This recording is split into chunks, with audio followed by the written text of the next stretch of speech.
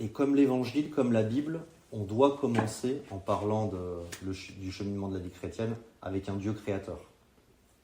On doit commencer avec un Dieu créateur qui prend l'initiative, par amour pour sa créature, de venir toucher leur cœur. Il n'y a pas de parents, et je sais qu'il y a des parents parmi nous, il n'y a pas des parents qui donneraient du repos à leurs yeux après avoir perdu leurs enfants pour s'arrêter à un moment donné d'essayer de les retrouver. Il n'y a pas un moment donné, ils pourraient se dire « Allez, c'est bon, on s'arrête ». Non, vous allez donner toute votre énergie pour essayer de retrouver vos enfants que vous avez perdus. Et c'est exactement de cette manière qu'on doit voir ce Dieu créateur. Il n'est pas assis sur son trône, les bras croisés, en disant « Bon, j'espère qu'il y en a un qui va être assez digne pour venir jusqu'à moi ». C'est lui qui fait le premier pas, c'est lui qui est à l'initiative dans tout ce que nous pouvons expérimenter. Et donc du coup, il va y avoir des personnes qui vont accepter de s'ouvrir à lui, d'accepter de se laisser toucher par lui, et ces personnes vont devenir sa moisson, vont devenir la moisson de Dieu. Je vous lis un petit passage, je vous dirai seulement ce qu'on prend ensemble. Mais dans Luc 10, 2, il leur dit « La moisson est grande, mais il y a peu d'ouvriers. Priez donc le maître de la moisson d'envoyer des ouvriers dans sa moisson. » Donc en fait, la moisson de Dieu est composée de personnes qui ont accepté d'être touchées par lui, accepté de s'ouvrir à lui, et la Bible appelle ces personnes-là des hommes et des femmes de paix. On le voit au verset 6 du même passage. « Et s'il se trouve là un homme de paix, votre paix reposera sur lui. » Ok ? Donc on voit que ces personnes sont comme touchées par Dieu, préparées par Dieu. Et la question qu'on peut se poser dans ce cheminement de la vie chrétienne, c'est qu'est-ce que ces personnes doivent-ils faire ? Qu'est-ce que ces personnes doivent-ils entendre ? Ces personnes, à ce moment-là, ont besoin d'entendre le message de la repentance. C'est le seul message que ces personnes ont besoin d'entendre. Et souvent on dit « Ah, il faut annoncer la bonne nouvelle, il faut évangéliser ». Ce n'est pas ce que nous enseignent les Écritures. Les Écritures nous enseignent à trouver ces personnes-là pour leur donner le message de la repentance. Je vous lis un passage qui est très connu, dans Marc 1, 14, 15. « Après que Jean eut été livré, donc Jean-Baptiste, Jésus alla dans la Galilée, prêchant l'évangile de Dieu. » Et j'aime bien dire, quand Dieu commence à prêcher l'évangile de Dieu, moi j'ai envie de savoir ce qu'il prêchait. J'ai envie de savoir ce qu'il disait. Parce que là, on sent que ça va être assez solide. Ça va être assez complet. Il n'y aura pas à se douter de dire « Ah, mais est-ce que c'est le vrai évangile ?» Vous voyez ce que je veux dire ? Il disait « Le temps est accompli et le royaume de Dieu est proche. Repentez-vous et croyez la bonne nouvelle. » Voilà ce que Jésus appelait l'évangile de Dieu. Voilà comment Jésus prêchait l'évangile de Dieu.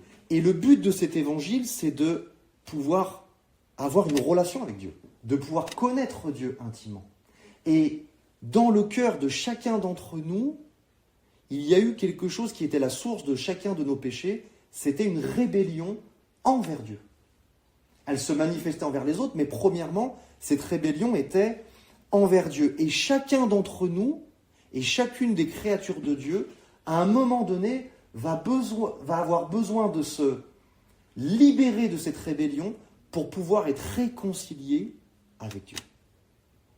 Donc ça veut dire que cette moisson, ce n'est pas seulement cette moisson qui attend comme des victimes en disant « Ah vite, j'ai besoin de salut ». Cette moisson, c'est des personnes qui ont besoin de réconciliation. Ça, c'est vraiment quelque chose de très important à comprendre. Et j'aimerais qu'on prenne un passage ensemble. 2 Corinthiens, chapitre 5, verset 20. «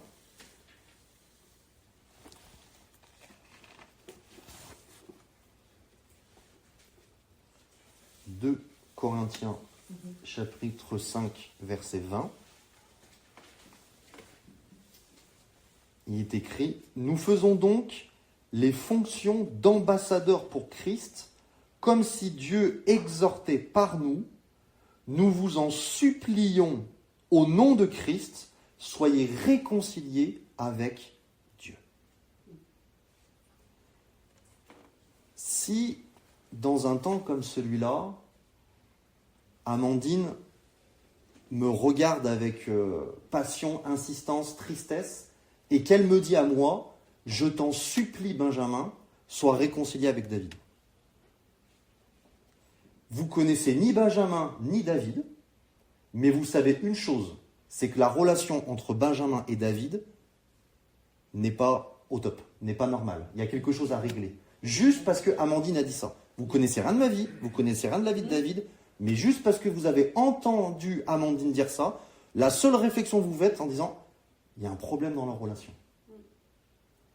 Si nous, ambassadeurs de Christ, on supplie les gens au nom de Dieu pour leur dire, on vous supplie, soyez réconciliés avec Dieu, c'est que cette moisson a un problème de relation avec Dieu. Et si on ne comprend pas ça, on ne va pas pouvoir apporter les bonnes solutions à ce problème-là. On va le nier et on va faire comme si tout va bien. Mais si tout va bien, il n'y a pas besoin d'une bonne nouvelle. Si évangile veut dire gospel, bonne nouvelle et que tout va bien, la bonne nouvelle, c'est quand il y a un problème. Vous connaissez bien Jean 17,3. Or, la vie éternelle, c'est qu'ils te connaissent, toi, le seul vrai Dieu, et celui que tu as envoyé, Jésus-Christ. La vie éternelle, c'est qu'ils te connaissent. Impossible de connaître Dieu avec cette rébellion et ce manque de réconciliation avec lui. Donc ça veut dire que sans réconciliation, il n'y a pas de vie éternelle. La vie éternelle, c'est qu'ils te connaissent, toi, le seul vrai Dieu. Ça va ?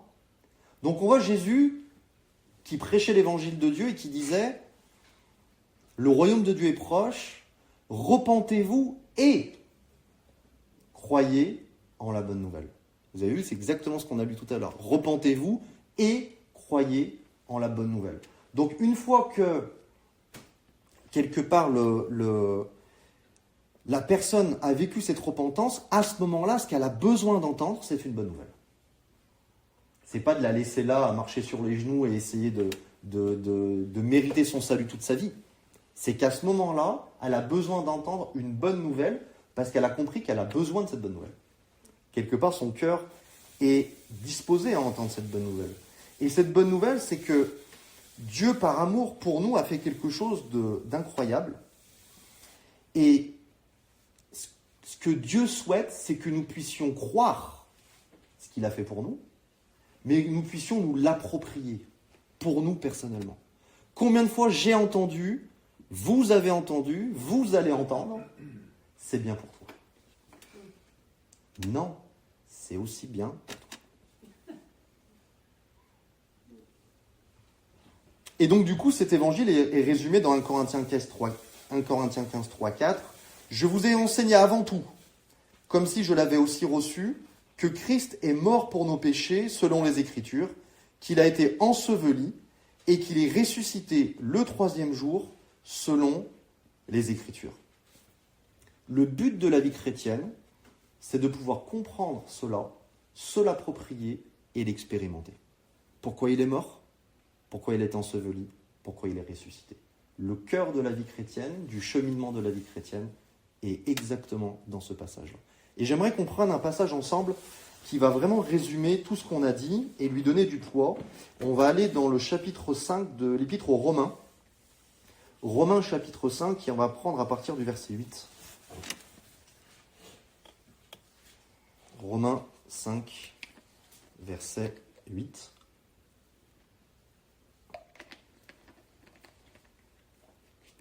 Et vous savez, Paul, qui a écrit les 3/4 du Nouveau Testament, en tout cas Dieu à travers Paul, ne me faites pas dire ce que j'ai pas dit, a reçu, lui, le plus légaliste des hommes de l'époque, l'évangile de grâce. Et cet évangile de grâce, on pourrait croire que c'est comme aider l'homme à voir un Dieu qui dit « c'est pas grave, mon petit, tout ce qui a été fait, tout va bien, t'es aimé de moi, tout va bien. » Et on s'aperçoit que l'évangile de grâce n'apporte pas ça dans le cœur de Paul. Pourtant, il était tellement puissant cet évangile de grâce que dans tout l'épître aux Romains, Paul va parler à ses détracteurs où ces détracteurs lui disaient, donc du coup, si j'entends ton évangile, tu es en train de me dire, plus je pêche, plus la grâce abonde, donc en gros, tu m'encourages à pécher. Vous voyez ce que je veux dire? Donc si les gens réagissaient comme ça veut dire que Paul apportait une grâce, une liberté qu'ils n'étaient pas habitués à entendre, quelque part. Et regardez ce qui est dit dans Romains 5, c'est vraiment puissant. Mais Dieu prouve son amour envers nous. Lorsque nous étions encore des pécheurs, Christ est mort pour nous. Là, j'aimerais faire une toute petite pause. Nous étions encore des pécheurs, c'est-à-dire que nous étions encore des rebelles envers lui. Nous étions encore des personnes qui n'en avaient que faire de lui, qui étaient contre lui, qui péchaient contre lui. Dieu prouve son amour alors que nous étions encore des pécheurs. Qu'est-ce que ce passage veut nous dire? C'est ce qu'on a dit au tout début. C'est Dieu qui a pris l'initiative. Dieu n'a pas attendu notre repentance pour agir. Dieu n'a pas attendu qu'on se pose des questions pour agir. Dieu a pris l'initiative alors qu'on était encore des pécheurs. C'est ça que veut nous montrer l'Évangile. Et c'est ça qui va toucher un cœur, autant dur soit-il. C'est qu'il n'a pas attendu quelque part que on commence à se dire, voilà, je m'intéresse à toi. Vous voyez ce que je veux dire? Et si on saute au verset 10, c'est encore plus choquant. Car si, lorsque nous étions ennemis,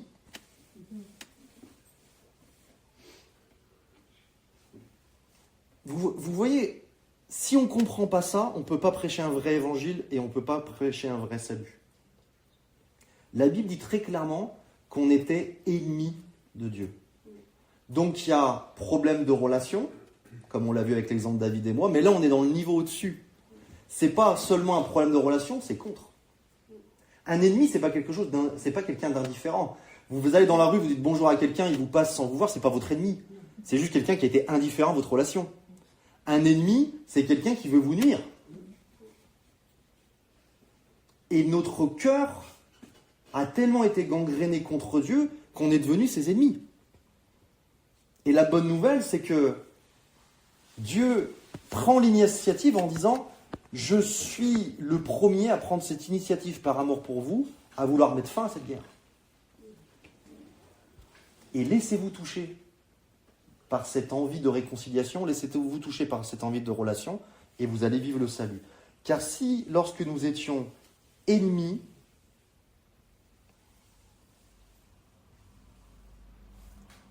je fais une toute petite parenthèse, c'est que notre amour humain est conditionnel. Si on n'apprend pas à recevoir l'amour de Dieu et que c'est à travers cet amour qu'on aime notre prochain, notre amour humain est conditionnel. Je t'aime parce que tu m'aimes. Je t'aime parce que ceci. Je t'aime parce que cela. Donc c'est conditionnel, d'accord? Donc ça veut dire que dans l'esprit des gens, dans le monde, l'amour est que conditionnel. Ils ne savent pas ce que ça veut dire un amour inconditionnel. D'accord? Donc si notre seul message, qui n'est pas faux en soi, mais incomplet, c'est Dieu t'aime, sous-entendu, c'est que tu n'as pas de problème avec Dieu. Parce que vu que dans leur esprit, l'amour est que conditionnel, si Dieu les aime, ça veut dire que tout va bien. Vous voyez comment c'est incomplet et comment c'est même dangereux, alors que c'est une vérité peut-être la plus profonde que Dieu les aime. C'est tout à fait juste, sauf que c'est incomplet dans l'Évangile. Donc l'Évangile n'est pas Dieu t'aime. L'Évangile est, malgré que tu sois ennemi de Dieu, Dieu a prouvé son amour en prenant l'initiative pour que cette relation soit rétablie. Vous voyez, on n'est pas dans le même Évangile.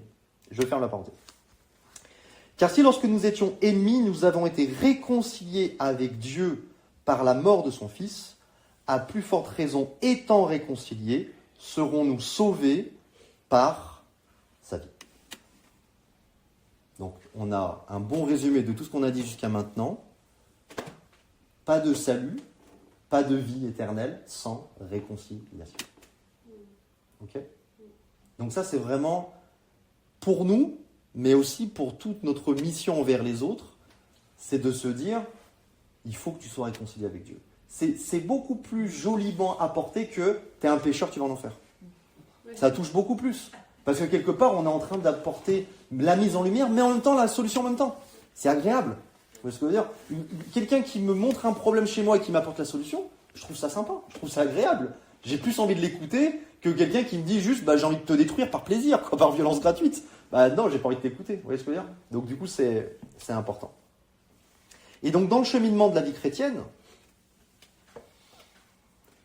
c'est que une fois ce cœur qui a été repenti, qui a été touché par l'évangile, ce cœur va être invité à avoir un premier engagement de foi, une première confession de foi, et ça s'appelle le baptême d'eau.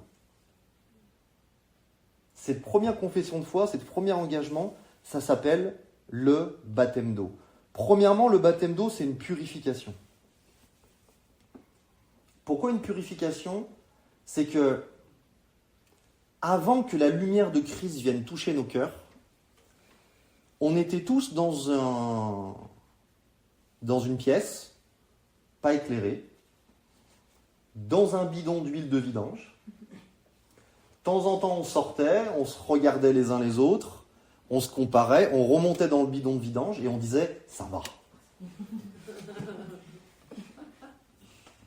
Ça, c'était notre état. Quand la lumière de Christ vient, c'est juste après qu'on est sorti du bidon, on allume la lumière. Et là, on se regarde d'une nouvelle manière. On se regarde avec ses yeux, on se regarde avec cette lumière. Et là, on se dit, j'ai besoin d'un sacré lavage profond. Une purification profonde. D'accord ? Et c'est ce que apporte le baptême d'eau. Ça, c'est la première chose. La deuxième chose, c'est que cet engagement, cette confession de foi, ça nous pousse à suivre Jésus. Mais le suivre où ? Ça nous pousse à le suivre dans le royaume de Dieu. C'est ce que apporte le baptême d'eau. C'est de suivre Jésus dans le royaume de Dieu. Et vous allez me dire comment ? Eh bien, c'est de trouver... En fait, c'est pas de trouver. Pour entrer dans le royaume de Dieu, il n'y a qu'une porte. Et cette porte, elle est assez particulière, c'est qu'elle est en forme de croix. Donc, pour entrer dans le royaume de Dieu, il faut pouvoir vivre une identification avec Jésus-Christ dans sa mort et dans sa résurrection. À travers votre mort, vous ouvrez la porte. À travers votre résurrection, vous traversez la porte. Et vous rentrez dans le royaume de Dieu. C'est ce que représente aussi le baptême d'eau. De pouvoir suivre Jésus jusqu'au royaume de Dieu. On va lire un passage ensemble qui le dit. Romains 6, 4, 5. Romains chapitre 6, versets 4 et 5. Est-ce que quelqu'un veut bien le lire ? Nous avons donc été ensevelis avec lui par le baptême en sa mort, afin que, comme Christ est ressuscité des morts par la gloire du Père, de même nous aussi nous marchions en nouveauté de vie. Et donc, et le verset 5 ? Ah pardon. En effet, si nous sommes devenus une même plante avec lui par la conformité à sa mort, nous le serons aussi par la conformité à sa résurrection. Voilà. Donc là, on voit bien cette identification. Et enfin, le mariage, on va en parler à 3 reprises, mais ça c'est la première fois qu'on va en parler. Le baptême d'eau représente aussi une union, représente aussi un mariage, un engagement. Et le mariage, c'est que Jésus sur la croix, quand il était comme ça, c'est qu'il nous tendait les bras et qu'il nous disait oui. Le baptême d'eau, c'est de répondre oui à son oui. Si vous allez à la mairie, qu'il y en a un des deux qui répond pas oui, vous n'êtes pas marié. Si vous dites peut-être, ça marche pas. Si vous dites plus tard, ça marche pas. Il faut qu'il y ait 2 oui. Et quelque part, le baptême d'eau apporte ce mariage, cette union avec lui.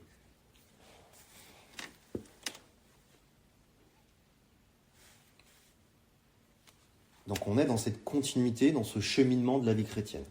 Vous avez vu, j'essaie vraiment de résumer chaque point. Parce que vous ne supporterez pas 3 jours d'affilée sans manger, sans boire. J'en suis convaincu. Et dans cette continuité... Oui, pardon. Je ne sais pas si on peut poser des questions. Oui, c'est plus cher, mais vas-y. Parce que dans un mariage classique des hommes, Oui. Il y a 2 identités qui restent quand même différentes. Elles sont ensemble, mais ensemble, alors que le mariage avec Christ, c'est vu comme j'ai ressenti, c'est une fusion d'identité. C'est ça, exactement. C'est Tout à fait, mais tu as tout On à peut fait raison. comparer au mariage humain, Exactement. mais comme me disait ma sœur Amandine, Christ il est en toi et tu le transportes avec toi, peu importe où tu vas. Tout à fait. Donc Et- c'est encore plus fort qu'un mariage en fait. Exactement. Je sais pas comment. Mais tu as tout à fait raison. Cette union du mariage terrestre n'est qu'une image incomplète du mariage céleste qui est beaucoup plus puissant. Et ça me donne, je te remercie, ça me donne une intro à la suite. C'est que justement, C'est le Saint-Esprit. non mais tout à fait, c'est que justement, j'étais en train de te dire, et tu vas voir que c'est exactement ce que tu dis, c'est que dans la continuité par amour pour nous, Dieu veut demeurer en nous. C'est ça cette continuité. C'est pas seulement, bon bah voilà, suis-moi, maintenant t'es dans le royaume, bah maintenant kiffe. Hein. Non, c'est que quelque part tout ça, c'est pour qu'après ils viennent demeurer en nous. Et ça, c'est ce que la Bible appelle le baptême du Saint-Esprit. Il vient demeurer en nous. Autrement, on ne peut pas marcher d'une nouvelle manière. Notre marche ne change pas. On ne peut pas marcher avec une nouvelle vie. On ne peut pas vraiment vivre, expérimenter une transformation profonde. C'est parce qu'il vient demeurer en nous qu'on peut expérimenter tout cela. Une des définitions de la chair qu'on s'était proposée, quand la Bible appelle la chair, c'est cette manière de marcher seul. Et donc, du moment qu'il vient habiter en nous, bah, quelque part, cette marche change, déjà juste par définition, sans même encore l'expérimenter complètement. C'est que du moment qu'il vient demeurer en nous, bah, on ne peut plus marcher seul. Alors, j'ai une autre question. Alors, quand Jésus dit renonce à toi-même, porte ta croix et suis-moi, je suis une nouvelle disciple. Hein. Quand il dit moi j'ai décidé de renoncer à moi-même, de m'identifier à Christ, porter ma croix, je ne sais pas encore ce que ça veut dire. Ok. Je suis prête à le suivre, mais du coup, moi je fais un amalgame avec cette fameuse croix où il a été crucifié, Mhm. et lui il parle d'une autre croix, je suppose. Je ne sais pas comment. Est-ce qu'on va passer par les mêmes souffrances que lui ou pas? Renoncer à toi-même, c'est justement de dire je ne veux plus marcher seul, je ne veux plus marcher comme avant. Et porter ta croix, c'est accepter de s'approprier à sa mort. Donc c'est exactement ce qu'on vient de dire. C'est-à-dire que le baptême d'eau et d'esprit ne sont pas une fin en soi, mais sont des expérimentations qui nous permettent d'en faire des modes de vie. Donc en fait, ça va être dans notre quotidien, on va se lever le matin, ou après ça va devenir un peu naturel. Voilà, on va se lever le matin, on va dire, bah, aujourd'hui, j'accepte de nouveau de ne plus marcher seul. Aujourd'hui, j'accepte de nouveau de m'approprier cette mort sur cette croix. Et donc, quelque part, tout ce qui me gardait en inimitié contre toi, bah, j'accepte que la croix vienne me mettre à mort en moi pour que je puisse marcher d'une nouvelle manière, mais avec toi.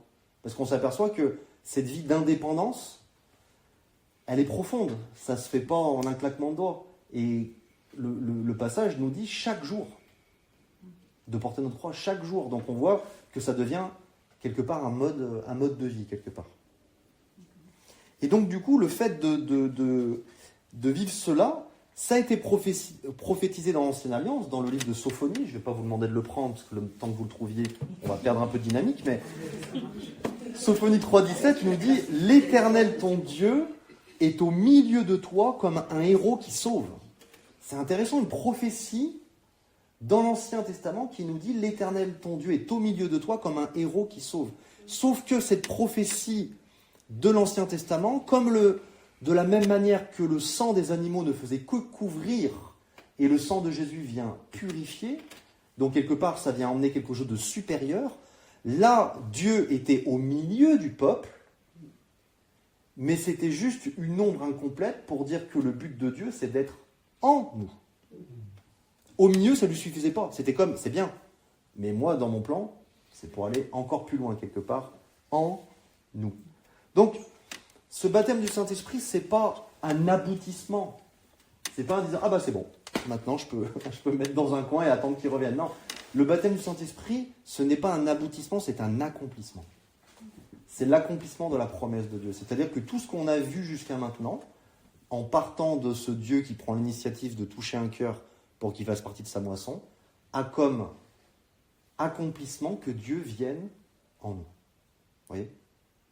Et après ça, le but de la vie chrétienne, c'est de pouvoir expérimenter ça chaque jour. Donc c'est l'objectif de Dieu. Et si on reprend l'image du mariage, donc cette fois les deux ont dit oui, d'accord, on va un petit peu plus loin dans notre histoire, les deux ont dit oui, et une fois qu'ils ont dit oui, eh ben ils rentrent chacun chez soi. Et voilà. Et tout le monde va se poser en disant, mais vous avez compris le principe du mariage? Parce qu'à un moment donné, le but c'est qu'après vous habitiez ensemble, non? Et c'est exactement ça. C'est-à-dire que si on dit oui à Jésus à travers le baptême d'eau, et qu'on lui dit non à travers le baptême du Saint-Esprit, c'est comme aller à la mairie et dire oui et rentrer chez soi. On sent que c'est bien, mais on sent que c'est pas complet. C'est exactement ce qui se passe à travers cet exemple-là. Acte 2, 33, élevé par la droite de Dieu, en parlant de Jésus, il a reçu du Père le Saint-Esprit qui avait été promis. Donc on voit bien que c'est une promesse. Et il l'a répandu comme vous le voyez et l'entendez. C'est étonnant comme manière d'apporter les choses. Déjà, on voit que on ne dit pas que la repentance est une promesse, que le baptême d'eau est une promesse, mais le fait de recevoir le Saint-Esprit, ça c'est une promesse. Un peu comme si Dieu disait, si je vous donne l'accomplissement, je pars dans le principe que tout ce qui s'est passé avant a été fait. C'est ce que je veux dire. Quand vous recevez un certificat parce que vous avez eu un diplôme, vous n'avez pas toutes les notes que vous avez eues pendant ces 3, 4, 5 années. Vous avez votre certificat qui dit, je certifie que tout ce qui s'est fait avant, c'est fait en fait. Et donc du coup, la promesse, c'est lui. C'est lui habitant en nous. C'est ça la promesse. Comme vous le voyez et l'entendez. C'est quand même étonnant parce que la manière biblique de recevoir son esprit, c'est que les gens autour le voient et l'entendent. Donc cette manière de recevoir l'esprit en disant « Ah oui, tu as prié pour moi, je l'ai. Est-ce que vous le voyez et l'entendez ?» Non. Donc il y a encore un questionnement. Donc pourquoi Pierre disait ça dans Acte 2, 33, c'est que juste avant, dans Acte 2, 4, ils furent tous remplis du Saint-Esprit et se mirent à parler en d'autres langues, selon que l'Esprit leur donnait de s'exprimer. Donc du coup, ce signe extérieur de la réception du baptême du Saint-Esprit, qui est le parler en langue, va avoir plusieurs bienfaits. Et le premier bienfait qu'on cite quasi jamais, et j'aimerais commencer par lui, c'est que ça nous permet d'être sûrs d'avoir été baptisés du Saint-Esprit. Ça permet quelque part de fermer les portes à l'ennemi qui, toute notre vie, va pouvoir nous dire « T'es sûr ?» Parce que là, ce que je vois dans ta vie, moi j'aurais des doutes. Vous voyez ce que je veux dire? Donc, bénissons le Seigneur de cette grâce de nous dire « Il nous a donné un signe extérieur pour qu'on ne passe pas notre vie dans le doute. » Ça, c'est pas souvent dit, mais c'est le premier objectif de Dieu, en fait. Des fois, on dit « Ah, mais c'est tellement spirituel. » Mais en fait, un homme et une femme spirituels, c'est pas forcément un homme et une femme qui est tellement perché qu'on ne peut pas leur parler. Jésus, quand on le voit sur terre, j'ai pas l'impression que c'est quelqu'un de perché, inaccessible. J'ai l'impression que tout le monde se sentait plutôt bien dans sa présence et arrivait à avoir une conversation avec lui. Et pourtant, c'était Dieu. Vous imaginez? Donc si Jésus montre la vraie spiritualité, ça peut nous aider à comprendre que des fois, Dieu est beaucoup plus terre-à-terre que nous, quoi. Vous voyez? Beaucoup plus concret que nous. Un autre objectif, c'est de pouvoir parler à Dieu avec une ligne sécurisée, une ligne cryptée. Nous, on ne peut pas comprendre. Vous ne pouvez pas comprendre, mais le diable non plus. Donc ça, c'est intéressant. Le troisième objectif, c'est que non seulement on lui parle dans une ligne cryptée, mais on prie des prières parfaites selon la volonté parfaite de Dieu. Moi, en français, j'essaye de faire au mieux, mais je n'ai pas la prétention que chacune de mes prières est parfaite selon la volonté parfaite de Dieu au moment où je prie, quoi. Quand je prie en langue, j'en suis sûr. Donc c'est quand même un cadeau de Dieu, encore une fois. Et enfin, pour ne pas en citer 25, parce que je pense que je peux en citer 25, mais enfin, un qui est aussi pas trop connu, c'est de pouvoir vivre l'unité.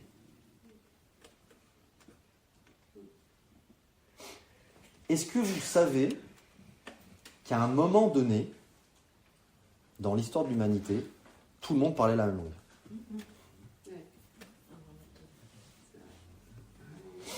Et l'homme, dans sa rébellion, a construit la tour de Babel. La tour de Babel est un signe de la rébellion de l'homme. Et qu'est-ce que l'homme a fait? Il s'est dit, montons jusqu'à Dieu, faisons-nous un nom. Donc quelque part, prenons sa place dans notre rébellion. Et c'est seulement à ce moment-là précis que Dieu a confondu le langage des hommes pour dire, quelque part, je mets fin à votre unité dans la rébellion contre moi. Au moment où on est baptisé du Saint-Esprit et qu'on commence à parler en langue ensemble, pourquoi on est en train de déclarer l'unité? C'est que Dieu est en train de dire, parce que vous n'êtes plus des rebelles mais des justes, je vous permets de nouveau d'être unis dans votre langage et je vous permets de nouveau ensemble de vous édifier pour atteindre mon trône, pour atteindre ma présence, pour atteindre mon royaume. Donc c'est un signe d'unité. Et le diable déteste que l'Église soit unie. Donc il s'y prend des fois un petit peu contre ça. Ouais, ça reste dur. Ce challenge que l'Église soit unie. Tout à fait. Alors c'est sûr. On va en parler. Parce que sinon, le cheminement de la vie chrétienne, on ne parle pas de l'Église. Et après, Il manque un truc. Le fait de parler en langue, ça nous édifie aussi. Tout à fait. Je l'avais noté, j'ai oublié de le dire, tu as tout à fait raison. C'est qu'en même temps qu'on prie les prières parfaites, on est édifié. Alors on est édifié parce que quelque part notre esprit est en train de fonctionner, mais on est aussi édifié parce qu'on prie des prières parfaites. Donc quelque part ça s'auto-alimente. Ça va jusqu'à là? On continue?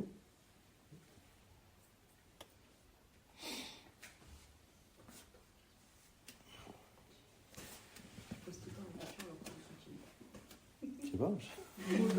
T'as autre chose? Oui, je peux encore citer 2-3 points, ouais. Mais je peux tenir 3 jours avec ça. Hein. C'est juste que là, j'approfondis pas, c'est tout. Donc ce qu'on vient de voir là, à travers la repentance, le baptême d'eau, le baptême du Saint-Esprit, on vous a proposé de les appeler les 3 pas pour entrer dans le royaume. Mais c'est des 3 pas de foi. Et après ces 3 pas de foi, le cheminement de la vie chrétienne, c'est devenir un disciple. Mais devenir un disciple qui est actif pour l'avancement du royaume. Donc quelque part, on voit aussi que le baptême du Saint-Esprit n'est pas l'aboutissement, parce que le but, c'est que chacun d'entre nous devienne un disciple actif pour l'avancement du royaume. Donc ce qui est intéressant, c'est qu'on est passé quelque part de la moisson de Dieu à ouvrier pour la moisson de Dieu. C'est comme si la boucle est bouclée. Et le fait de voir ce cheminement, c'est pour ça que c'est intéressant, c'est qu'en ayant ce cheminement, quelque part, ayant vécu ce trajet, on peut beaucoup plus facilement en aider d'autres à le vivre. Moi, un guide touristique qui me dit « suis-moi dans un endroit que je ne suis jamais allé », je suis moins serein que s'il le fait depuis 50 ans. On est d'accord?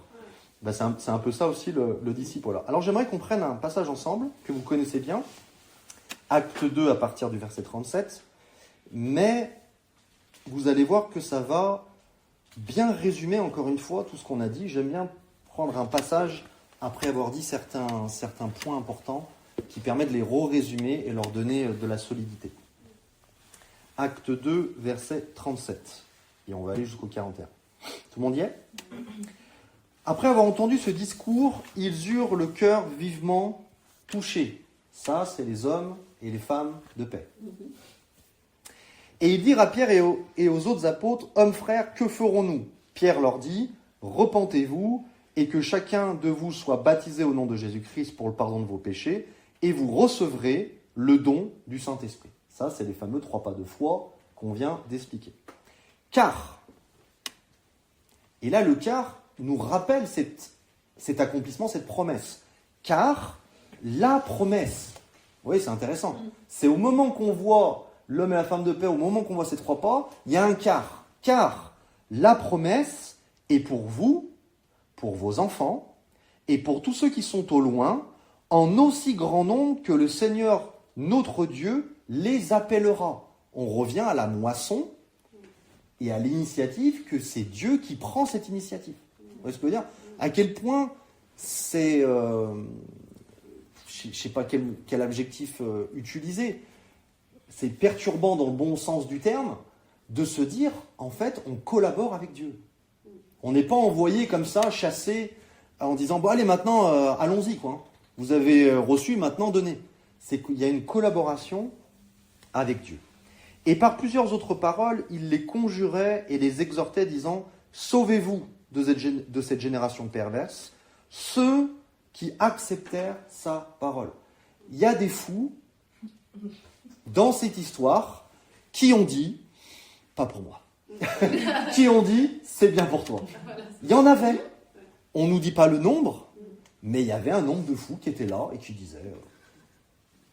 C'est comme quand Jésus a été enlevé, c'est écrit dans les évangiles, c'est pas moi qui l'invente, quand Jésus a été enlevé sous leurs yeux au ciel dans la gloire, c'est écrit, et certains doutèrent. Qu'est-ce qu'il te faut là ? Il est en train de voler là. Là il vole, tu vois le Père, il arrive. Tu veux douter de quoi ? Et c'est pour ça que Jésus il a dit à Thomas, heureux ceux qui croiront sans voir, parce que ces gens-là qui doutent, il y a un moment donné on fait quoi pour eux ? Oui ? Enfin, ça c'était une petite parenthèse ironique. Qui m'amusait. Ceux qui acceptèrent sa parole furent baptisés, et en ce jour-là, le nombre des disciples s'augmenta d'environ 3000 âmes. En ce jour-là. Le diable va nous dire, il te faut 50 ans avant de devenir un disciple de Jésus-Christ. Il faut que tu aies atteint un niveau de sanctification extrême avant de devenir un disciple de Jésus-Christ. La parole de Dieu dit, en ce jour-là. Le jour où vous avez vécu les 3 pas, Dieu vous considère comme son disciple. Le jour même. Et c'est ce que Jésus avait demandé, on peut le prendre ensemble mais vous le connaissez par cœur, Matthieu 28, 19 et 20. Pierre l'ayant entendu, ça a été son premier discours. Hein. Ce qu'on vient de lire, ça a été juste après la Pentecôte, donc le premier déversement de l'Esprit de Dieu. Matthieu 18, 19, 20. Jésus a dit, allez, faites de toutes les nations des disciples. Donc là, on vient de voir qu'en ce jour-là, ils sont devenus disciples. Donc on comprend ce que Jésus voulait dire quand il disait ça.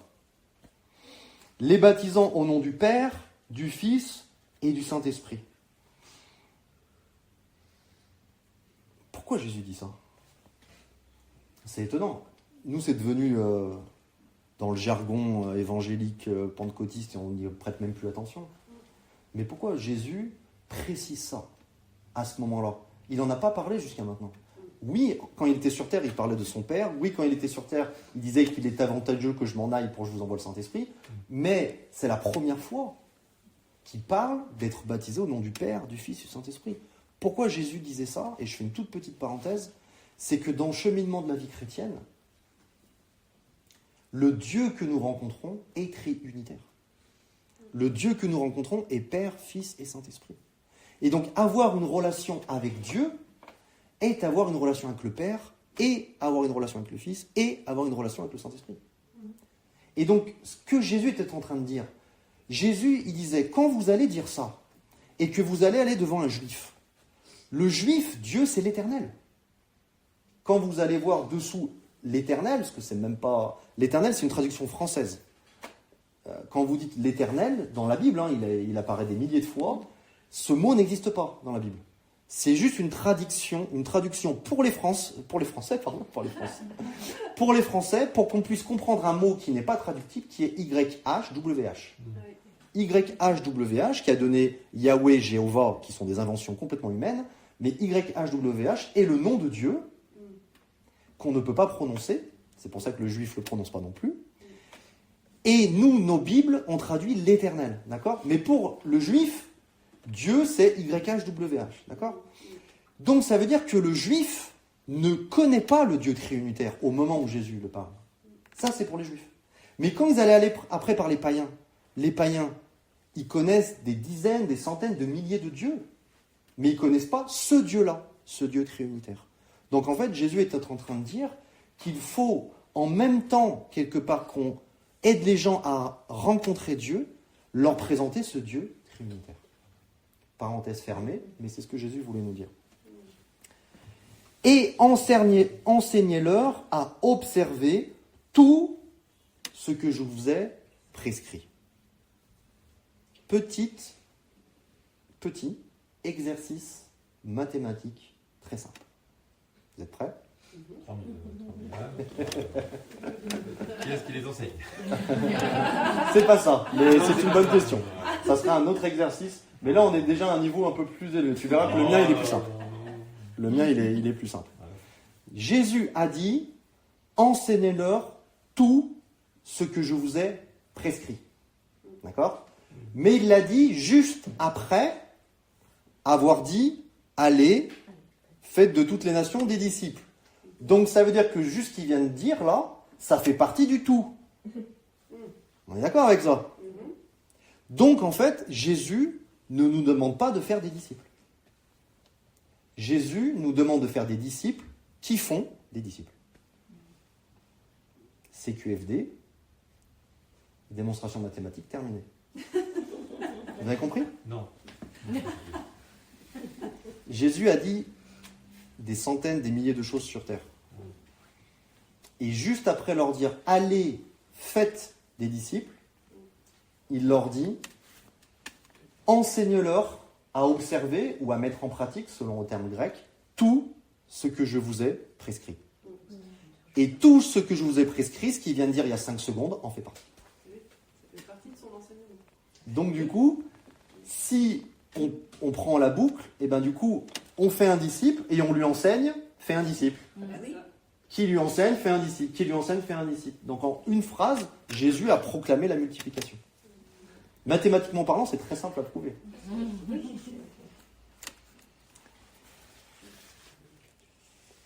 Et être actif pour l'avancée du royaume, c'est pouvoir dire, comme Jésus l'a dit, ne saviez-vous pas qu'il faut que je m'occupe des affaires de mon Père? Il le dit dans Luc 2, 49. Et là, il était jeune. Ne savez-vous pas qu'il faut que je m'occupe des affaires de mon Père? Donc, être un disciple actif pour le royaume, c'est qu'à un moment donné, dans notre cœur, il y a cette phrase qui sort. On ne sait pas d'où elle vient. De Dieu, c'est sûr. Mais il y a cette phrase qui sort. Donc, finalement, devenir un disciple, c'est quoi? C'est manifester le caractère du Maître. C'est faire les mêmes œuvres que le Maître. Et c'est se sentir concerné par l'avancement du royaume comme le Maître. C'est ça, quelque part, être un disciple et faire un disciple. Et ça, c'est notre mission. Et dans cette mission-là, Jésus ne nous a pas demandé de faire des sauvés. Il ne nous a pas demandé de faire des croyants. Il nous a demandé de faire des disciples. C'est pour ça que on parle de ces 3 pas comme étant des pas qui vont vers le royaume, qui vont vers le salut, parce que c'est ce que Jésus a demandé. D'accord? C'est de faire des disciples. Et donc, du coup, souvent, on va le prendre ensemble, comme ça vous le verrez de vos propres yeux ébahis. On prend Romains chapitre 10, verset 9, pour remplacer tout ce qui vient d'être dit depuis le début. En gros, tout ce que je viens de vous dire depuis le début, ce verset seul efface tout ce que je vous ai dit et le remplace. D'accord? Est-ce que quelqu'un veut bien me lire? Romains chapitre 10, verset 9. Confesse de ta bouche le Seigneur Jésus, et si tu crois dans ton cœur que Dieu l'a ressuscité des morts, tu seras sauvé. Voilà. Donc du coup, tout ce que je viens de vous dire, on le met à la poubelle. Il n'y a pas besoin. Parce que finalement, ce verset suffit. Il suffit de croire. Il suffit, vous levez la main, un appel, Et vous dites, Jésus vient me sauver. Donc ça veut dire qu'on a pris ce passage et on a dit, voilà comment les gens peuvent être sauvés. Sauf que, à force de lire trop vite la parole de Dieu et pas de la mettre en pratique correctement, il n'est pas écrit, et c'est pour ça que je voulais que tout le monde puisse le voir de ses propres yeux, il n'est pas écrit si tu confesses de ta bouche le Sauveur Jésus. Si vous avez une version qui dit ça, mettez-la à la poubelle. C'est pas écrit ça. Et pourtant, depuis 150 ans, c'est exactement comme ça on sauve les gens. Pourtant, c'est pas écrit. C'est si tu confesses de ta bouche le Seigneur Jésus. Et ça veut dire quoi, confesser de sa bouche le Seigneur Jésus? Eh bien, je vous le lis, restez dans Romains 10, mais je vous le lis dans Luc 6, 46. Jésus lui-même parle. « Pourquoi m'appelez-vous Seigneur, Seigneur, et ne faites-vous pas ce que je dis ?» Donc ça veut dire quoi? Ça veut dire que confesser Jésus de notre bouche Seigneur, c'est de faire ce qu'il nous a dit. C'est-à-dire des disciples. Vous voyez comment l'explication est très simple du cheminement de la vie chrétienne que Dieu nous demande de faire. C'est ça qu'il nous a dit. C'est ça qu'il nous a dit. Et il sait très bien que, en faisant des disciples, quelque part, ça nous ouvre deux assurances. La première assurance, c'est que la personne va vraiment être bien sauvée. Première assurance. Deuxième assurance, c'est que le royaume de Dieu va avancer.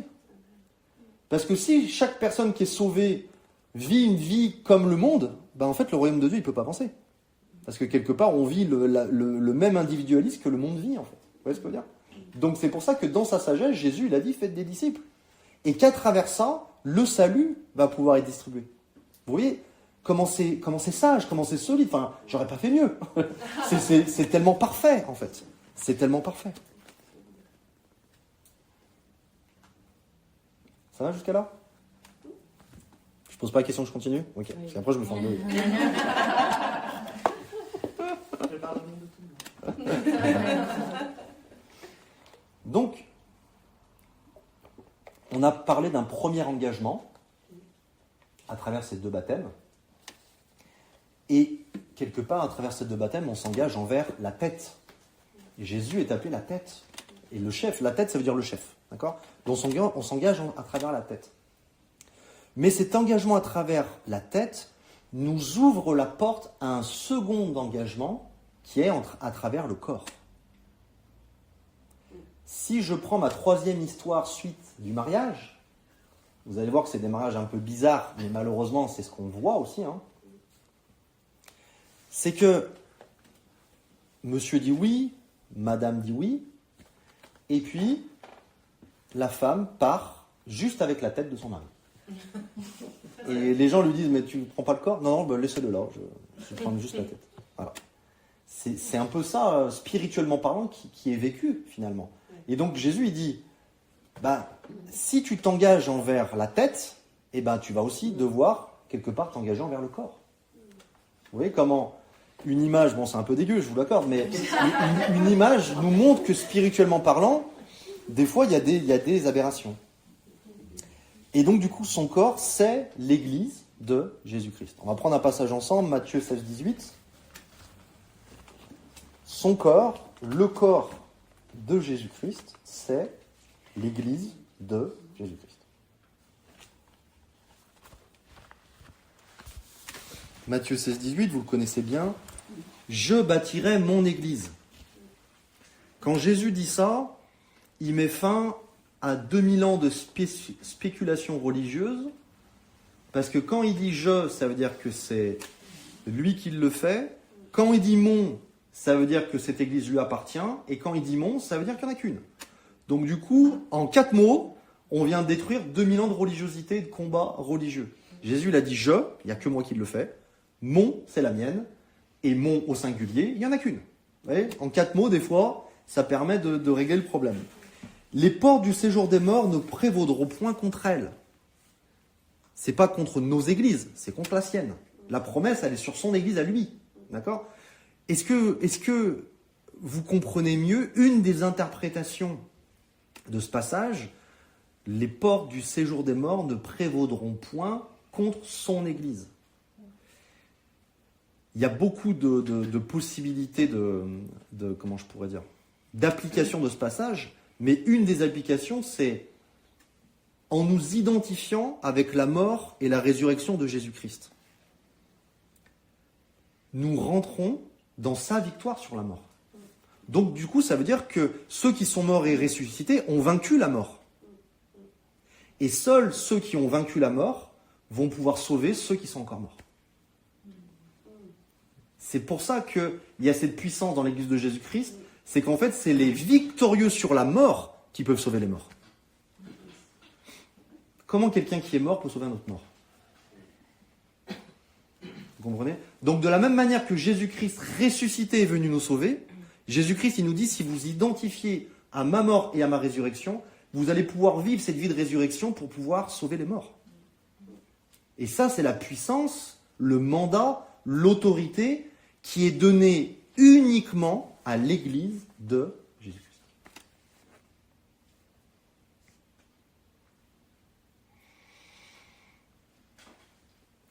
Jésus n'a pas besoin de personnes qui bâtissent de grandes églises. Jésus a besoin de disciples qui font des disciples, qui acceptent cette collaboration divine et qui disent à Jésus, moi je fais des disciples, toi tu bâtis ton église. Deal? Parce que ce que tu peux faire, tu es le seul à pouvoir faire. Personne d'autre peut le faire. Donc Jésus nous dit, vous faites des disciples et faites-moi confiance. Je bâtirai mon église. Ça, c'est cette collaboration avec le Seigneur.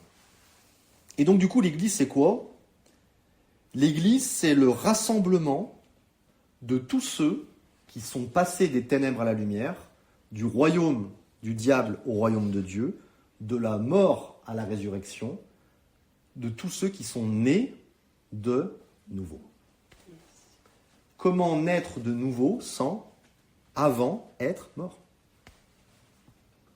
Donc on s'aperçoit que à travers ces trois pas, Dieu est en train de nous donner du sens à la nouvelle naissance. Parce que si on dit « lève la main, confesse Jésus ton sauveur, et t'es né de nouveau », ça n'a pas de sens. Alors que ceux qui ont traversé la mort et la résurrection, si vous êtes mort et vous êtes ressuscité, quelque part vous êtes né de nouveau. C'est une proposition que je vous fais.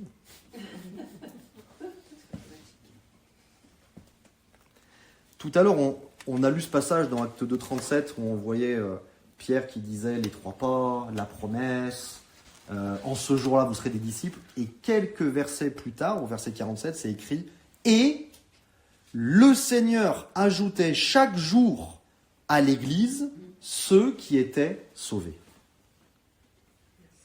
Donc ça nous montre deux choses. Ça nous montre que ceux qui sont sauvés sont les seuls à faire partie de l'Église de Jésus-Christ. Mais ça nous montre aussi que ceux qui se sont engagés à suivre la tête, pour Dieu qui est quelqu'un de très logique, il se dit, tu t'engages aussi à suivre le corps ou pas? Parce que du coup, quelque part dans le salut, il y a cette position de dire, maintenant tu fais partie de mon Église. Et donc ça, c'est l'Église de Jésus-Christ. Mais sauf que Dieu, qui est quelqu'un encore une fois de très concret, très pratique, va nous dire, c'est pas facile à vivre, à mettre en pratique. Parce que là, il y a des gens de partout. Il y a des gens absolument de partout. Donc il faudrait que les rassemblements des croyants se fassent en plus petit nombre. Et il faudrait que les missions qu'ils puissent se donner entre eux soient beaucoup plus accessibles, beaucoup plus atteignables. Parce que le mission, on va sauver le monde, c'est sympa, mais on laisse ça aux Avengers. Vous voyez, nous, on va se garder des choses déjà un peu plus atteignables. Vous voyez, et plus on atteint des petites missions, plus on est encouragé à en faire des plus grandes. Donc c'est pour ça que Dieu, dans sa parole, va nous parler d'église locale. Et l'église locale n'est pas l'église dans un local. L'église locale est l'église dans une localité. C'est-à-dire dans une ville. Je vais vous lire un passage, juste écoutez bien parce que tout est là. Pour moi, c'est vraiment le meilleur verset qui peut expliquer ça. 1 Corinthiens 1, 2. À l'église de Dieu qui est à Corinthe. À l'église de Dieu qui est à Corinthe. Corinthe est une localité.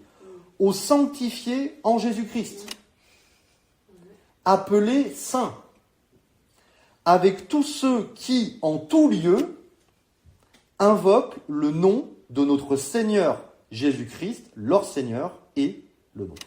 Voilà comment Paul va introduire sa lettre aux Corinthiens. Et juste déjà dans sa petite introduction, il est en train déjà de leur donner la révélation de ce qu'est l'Église. Parce qu'il ne faut pas oublier qu'avant que Paul écrive les lettres, personne ne savait ce que l'Église était.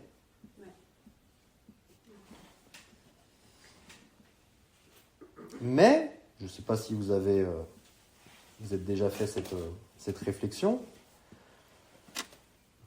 la localité, la ville, c'est encore trop grand pour qu'on puisse vivre des temps de rassemblement d'une manière organique, d'une manière simple, organisée. Vous voyez ? C'est encore trop grand. Donc Dieu a aussi prévu quelque chose pour qu'on puisse pallier à ce problème-là. Et on va le prendre ensemble, celui-là. Acte 8, verset 3.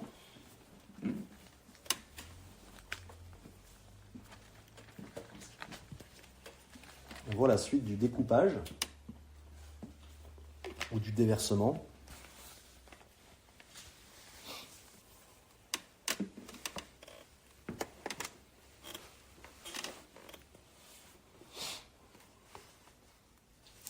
Acte 8, 3. Vous savez que tout ce qui est écrit dans la Bible, chaque mot a une signification, il n'y a rien qui est mis d'une manière anodine.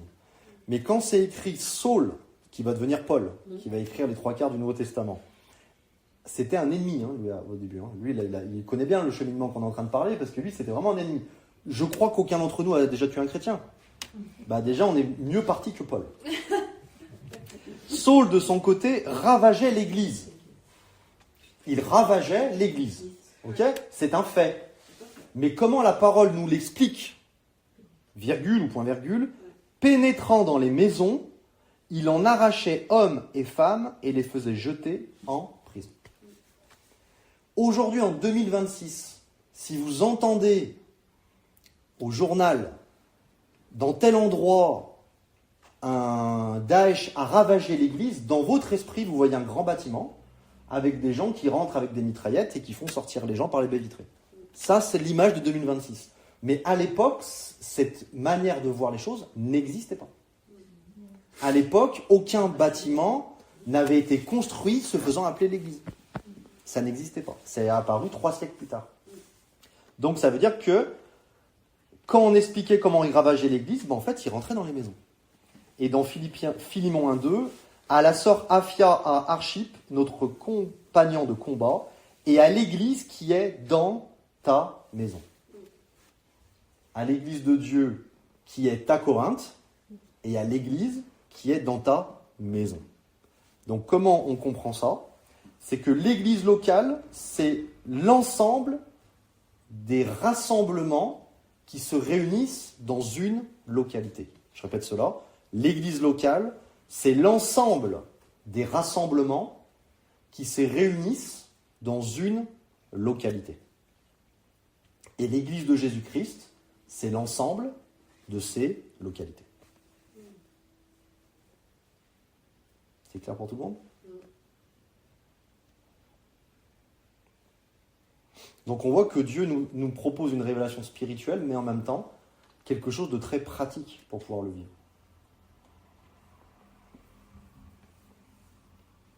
Alors avant de vous proposer une petite pause, parce que j'ai bientôt fini mon intro,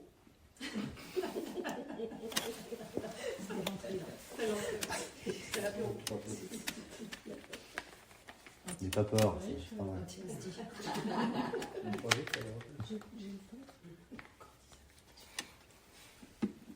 Excuse-moi. C'est ce qu'il dit aussi dans acte 2.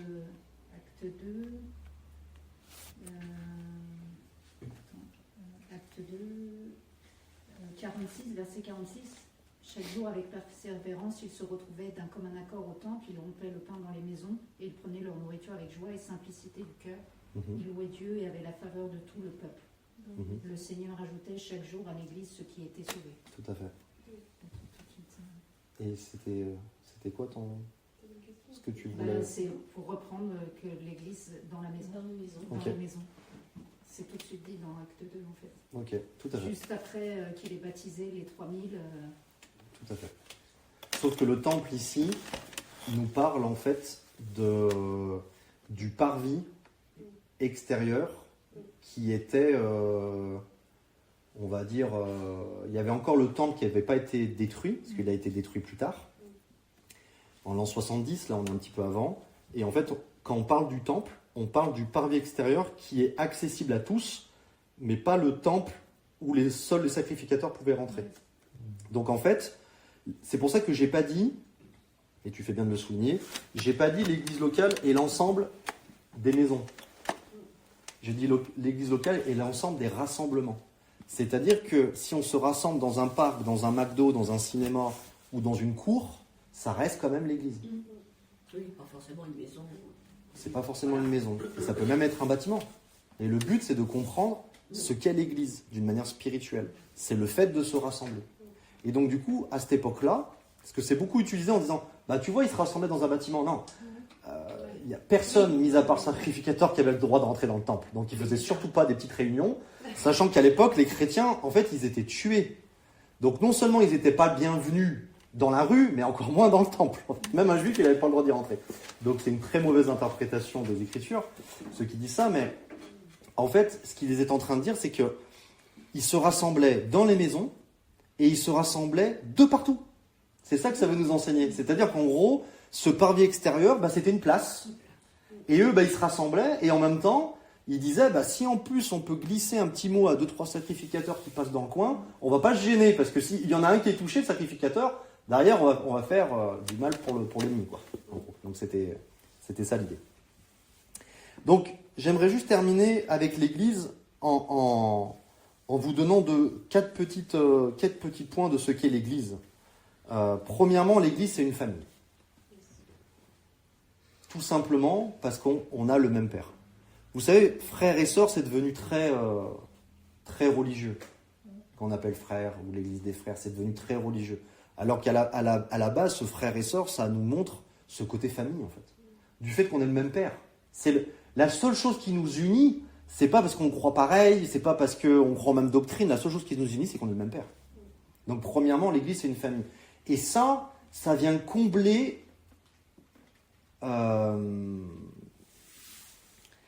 ça vient combler deux besoins de notre cœur qui sont absolument primordiaux. C'est le besoin d'acceptation et le besoin d'appartenance. Tout le monde a des besoins vitaux de ces deux choses. Acceptation, appartenance. Des personnes sont capables même de finir dans des gangs, alors qu'à la base, ils n'avaient pas prévu de tuer des gens. Ils sont capables de finir dans des gangs juste parce qu'ils ont trouvé dans cette famille de l'acceptation et de l'appartenance. Des gens, toute leur vie, vont essayer de trouver l'église parfaite. Pourquoi ? Parce qu'ils cherchent l'acceptation et l'appartenance.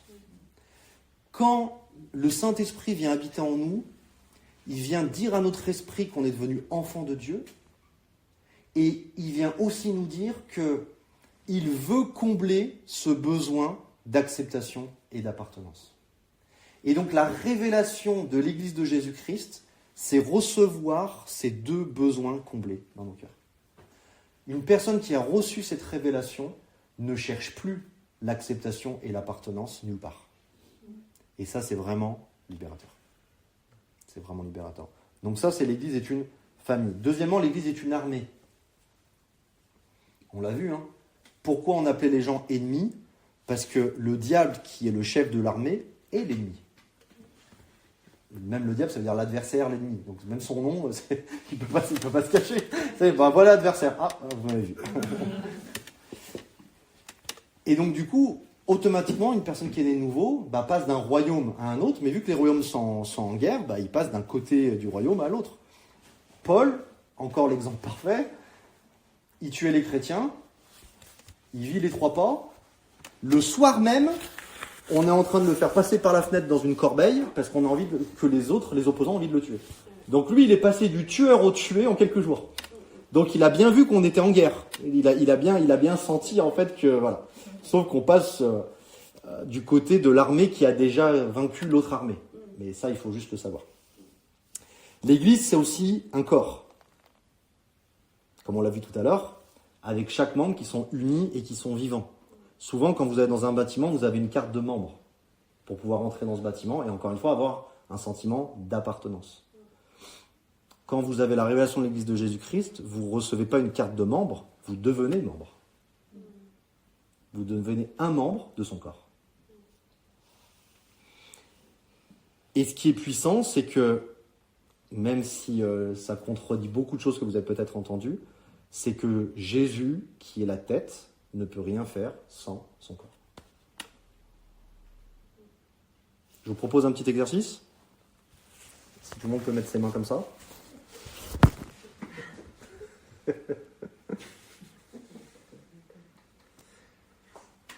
Il y a plus de 2000 ans, quand Jésus voulait imposer les mains à un malade, il utilisait ses mains.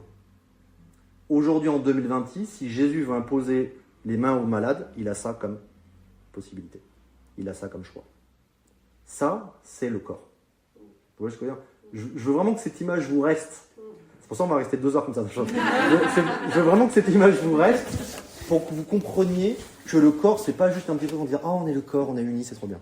Non, c'est pas ça. C'est qu'aujourd'hui, Jésus, sans ses mains, il ne peut pas imposer les mains. C'est ça. Sans notre bouche, il ne peut pas déclarer la guérison. Donc il a besoin de nos bouches et de nos mains. Et c'est pour ça qu'on est le corps de Christ. Il faut que ça soit plus que symbolique, il faut que ça soit concret en fait. Jésus aujourd'hui, il ne peut pas dire « Allez, je vais guérir quelqu'un, je vais lui imposer les mains ». Non, qu'est-ce qu'il va faire ? Il va trouver le disciple le plus proche. Et il l'a voulu. Il l'a voulu. Et enfin, quatrièmement, l'Église est un temple. Un temple composé de pierres vivantes. Et ma question c'est, pourquoi ? Pourquoi l'Église est appelée un temple ? Et pourquoi elle est composée de pierres vivantes ? Vous sentez que les pierres vivantes, c'est chacun d'entre nous, encore une fois. Le temple, c'est une maison de prière. Ouais.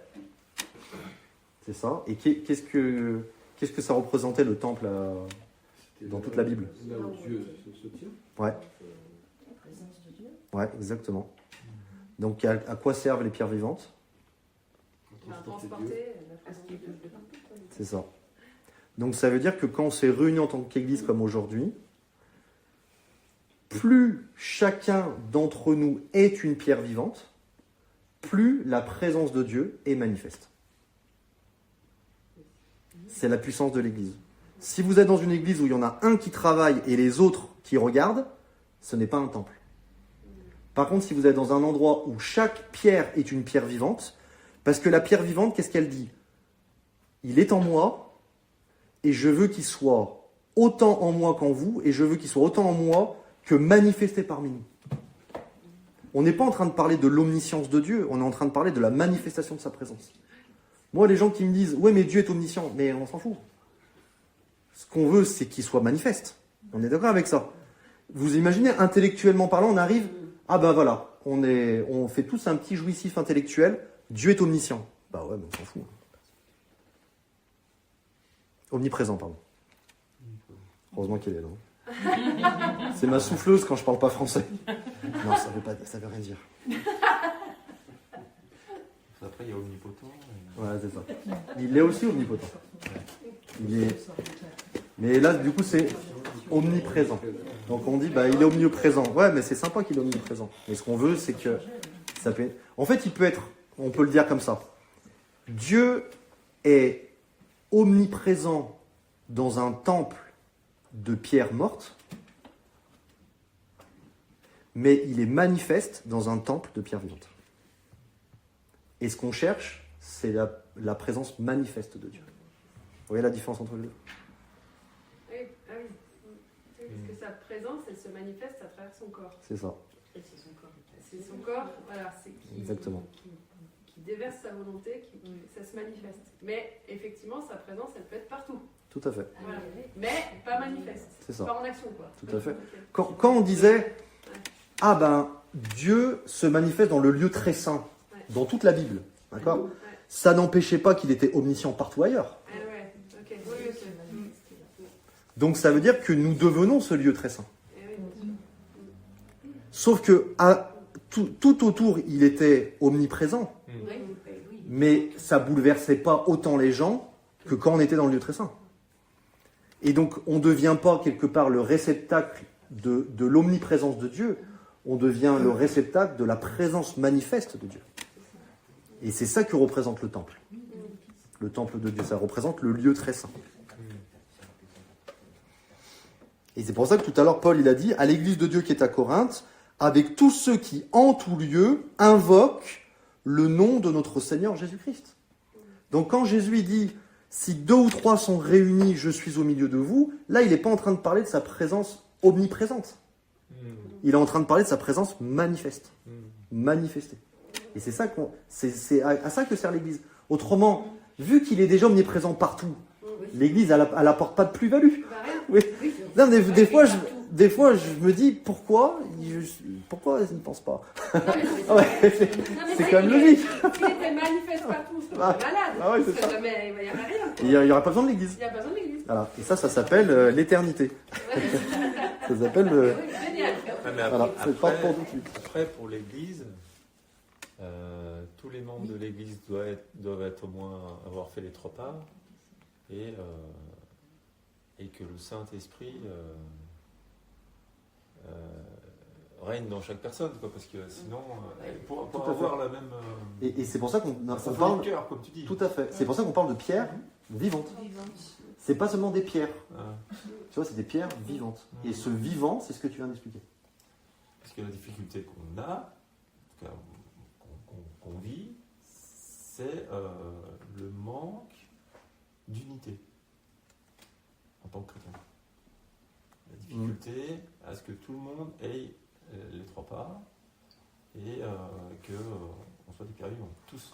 En tout cas, un des objectifs de ce cheminement de la vie chrétienne qu'on partage, c'est que il est plus facile de vivre l'unité quand déjà les objectifs sont communs et quand déjà on a une vision globale assez identique.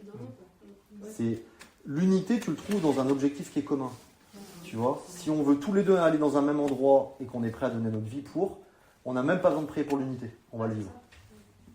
Et la Bible nous dit dans Ephésiens 4 que le Saint-Esprit conserve l'unité. Il n'est pas dit qu'il le crée. Donc en fait, ces 4 visions-là, la famille, l'armée, le corps et le temple, nous permettent pas de créer l'unité. Ils nous permettent de la conserver. Et je ne sais pas si vous avez vu le point commun dans ces 4 définitions, c'est le fait d'être ensemble. C'est ça le point commun dans ces 4 définitions, c'est le fait d'être ensemble. Ça fonctionne si on est ensemble. Un corps, il n'est pas paralysé si tous les membres bougent. Le temple, il y a la présence de Dieu manifeste et toutes les pierres sont vivantes. Une armée, si je sais que je vais partir et il n'y a pas quelqu'un qui me couvre et je prends une balle dans le dos, je ne suis pas serein. Ouais, etc., etc. La famille, c'est pareil. Et donc je termine avec un... C'est le même sens quand il dit votre corps est un temple. Tout à fait. En fait, c'est ce qu'on disait, c'est que si ton corps est un temple, tu deviens une pierre vivante. Et si tu apportes ton corps comme étant un temple dans un temps d'église, eh ben, tu deviens une pierre vivante pour l'église de Jésus-Christ.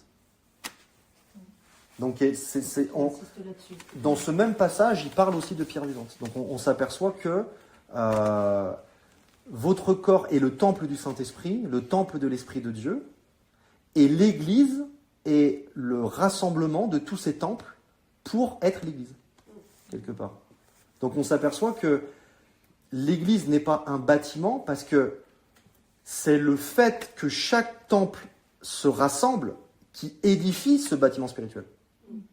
Donc c'est pour ça que si les croyants nés de nouveau se rassemblent n'importe où, cette édification spirituelle peut être faite.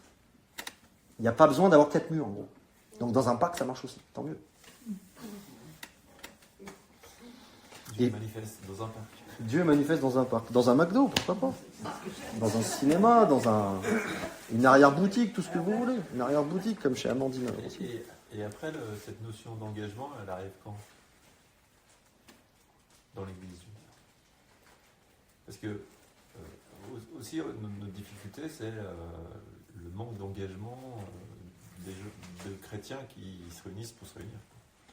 Bah, c'est ce qu'on disait tout à l'heure, c'est-à-dire que le premier engagement vers la tête doit, quand on l'enseigne, ouvrir un deuxième engagement vers le corps. Donc avec Amandine, on a baptisé Emma il y a quelques semaines. On l'a sortie de l'eau, on a prié pour elle, elle a reçu le Saint-Esprit, on a mangé, et pendant qu'on mangeait, on lui racontait ça.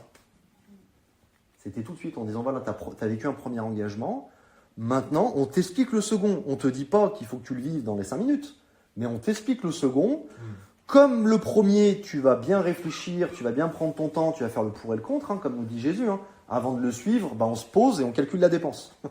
Ah bah non, parce que nous aujourd'hui, ça nous coûte rien. D'accord ? C'est pour ça que les Dieu t'aiment, ça suffit, parce qu'aujourd'hui, ça ne coûte rien. Par contre, à l'époque, quand Jésus disait, vous posez, vous calculez la dépense, parce que qui va essayer de construire une tour et qu'il n'a pas les finances, etc., etc. Pourquoi il disait ça ? Parce que quand tu étais baptisé d'eau et d'esprit, dans l'heure, tu pouvais mourir sur une croix ou être balancé au lion, en fait. Donc eux, ils calculaient la dépense parce qu'ils savaient ce que c'était de suivre Jésus. Nous, aujourd'hui, presque, on fait une fleur à Dieu. Allez, Dieu, vu que je suis sympa, je vais te suivre. Mais par contre, je veux une nouvelle femme, une nouvelle voiture et un nouveau boulot. Vous voyez la différence entre l'évangile de l'époque et celui-là ? L'évangile de l'époque sauvait vraiment, en fait. Il sauvait vraiment. Et les gens, ils étaient tellement sauvés par la vie éternelle, ils disaient, mais la mort m'est un gain. Après, ça dépend dans quel pays on est. Quoi. Ça dépend dans quel pays on est, mais à l'époque, en fait, cet évangile a suivi jusqu'à aujourd'hui des endroits dans le monde où des chrétiens persécutés aujourd'hui, et c'est pour ça qu'on les aide beaucoup, la porte ouverte, parce que c'est vraiment quelque chose de fort, jusqu'à aujourd'hui, comme ils le vivaient à l'époque dans l'église locale de Jérusalem. Ça a été les prémices de la persécution. Et je termine avant une petite pause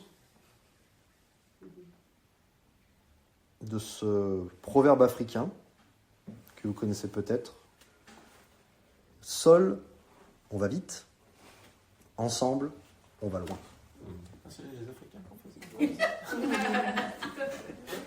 faisait. Ça, je savais. Voilà une belle vision de l'Église. Cet individualisme de la vie chrétienne. Oui, on peut aller vite, mais on va jamais bien loin. Ensemble, on va moins vite, parce que le temps de synchro, c'est long. Par contre, on peut aller loin. Amen. Je vous propose une petite pause. Est-ce qu'on n'avait pas... Parce que la puissance est différente, peut-être. Quand une église prie et un individu prie, c'est différent. Il y a des choses, on le dit souvent avec Amandine, il y a des choses qu'on peut vivre en église qu'on ne pourra jamais vivre seul.